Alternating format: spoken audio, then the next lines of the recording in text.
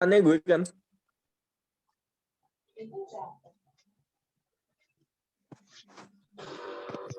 Assalamualaikum warahmatullahi wabarakatuh. Kami dari kelompok 5 akan mempresentasikan materi tentang layout atau tata letak. Saya, Teja Firdaus, dan anggota saya ada Hendar Diki Saputro, Muhammad Sadil Eswanto, Muhammad Hasbi Gurmindah, dan Arifudin Mulikoda.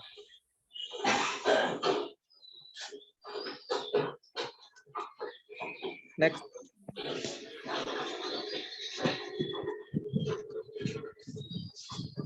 Next. Layout atau tata letak. Tata letak adalah pengaturan dan penempatan alat-alat, tenaga kerja, dan tahapan kegiatan dan perencanaan di dalam proses produksi baik barang maupun jasa. Layout atau tata letak dipakai untuk mengatur dan mengkoordinasi pabrik dan bagian-bagiannya. Selanjutnya akan dibahas oleh Hendar Diki Saputro. Pertimbangan dalam mendesain layout. 1. Utilisasi ruang, peralatan, dan orang yang lebih tinggi. 2. Aliran informasi, barang, atau orang yang lebih baik. 3. Moral karyawan yang lebih baik, juga kondisi lingkungan kerja yang aman. 4. Interaksi dengan konsumen lebih baik. 5. Fleksibilitas. Selanjutnya akan dibacakan oleh Fadila Iswanto. Jenis-jenis layout. Yang pertama, fixed position layout, yaitu guna memenuhi persyaratan tata letak untuk proyek yang besar dan memakan tempat, seperti proses pembuatan kapal laut dan gedung. 2. Process oriented layout, yaitu tata berhubungan dengan produksi dengan volume rendah dan bervariasi tinggi. 3. Office layout, menempatkan para pekerja, peralatan, dan ruang guna melancarkan aliran informasi.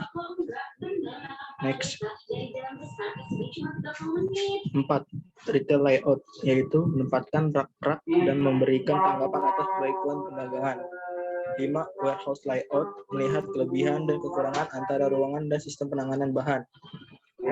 Product oriented layout, mencari utilisasi karyawan dan mesin yang paling baik dalam kondisi yang berkelanjutan dan atau berulang. Slide selanjutnya akan dijelaskan oleh Saudara Hasbi. 3 tipe layout. Layout proses atau fungsional layout. Mesin dan peralatan yang mempunyai karakter atau fungsi yang sama ditempatkan dalam satu departemen. Misalnya mesin bubut, mesin drill, dan mesin las. 2. Layout produk. Line layout. Pengaturan tata letak fasilitas produksi berdasar aliran produk. Tipe ini sangat populer dan sering digunakan pada pabrik yang menghasilkan produk secara massal atau mass production. Dengan tipe produk relatif kecil dan standar untuk jangka waktu relatif lama, pengaturannya adalah dengan urutan operasi dari satu bagian ke bagian lain hingga produk selesai diproses. Tujuan utama layout ini adalah mengurangi pemindahan bahan dan memudahkan pengawasan. Next. Ketiga, layout kelompok atau grup layout. Pengaturan tata letak fasilitas produksi ke dalam departemen tertentu atau kelompok mesin bagi pembuatan produk yang memerlukan proses operasi yang sama. Setiap produk diselesaikan pada daerah tersendiri dengan seluruh urutan pengerjaan dilakukan pada departemen tersebut. Selanjutnya akan dibacakan oleh Arifudin.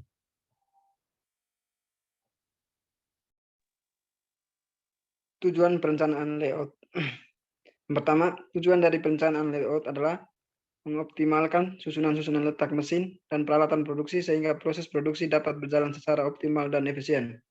Selain itu, tujuan pelaksanaan layout ialah untuk mendapatkan kombinasi yang paling optimal antara fasilitas-fasilitas produksi sehingga karyawan dapat menyelesaikan tugas yang dibebankan kepada mereka dengan baik sesuai dengan kehendak perusahaan dalam mencapai tujuan. Next.